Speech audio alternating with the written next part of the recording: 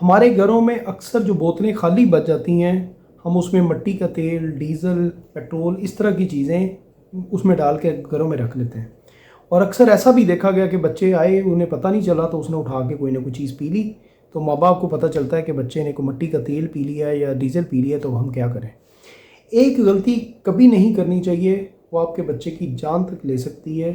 वो ये कि उसको उस टाइम पे उल्टी करवाने की कोशिश नहीं करनी चाहिए कि कोई ऐसी चीज़ चली गई है तो गले में आप उंगलियां मारें या कुछ भी ऐसा दें जिससे उल्टी आए।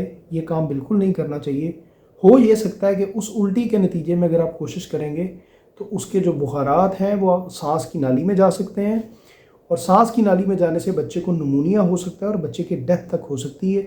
आपने सिर्फ एक काम करना है, एक तो बिल्कुल काम रहना और बच्चे को अपने सामने बैठाना है। नंबर एक, अगर बच्चे को सांस का मसला होना शुरू हो जाए विदिन आधे घंटे के अंदर अंदर, तो फिर आपको फौरी तौर पे इमरजेंसी लेके जाना चाहिए। अगर ऐसा ना हो तो बिल्कुल रिलैक्स रहें, कोई उल्टी करवाने की कोशिश ना करें, तो कोई उसको मुख्तलिफ चीज़ें खिलाने पिलाने की उस टाइम पे कोशिश नहीं करनी चाहिए।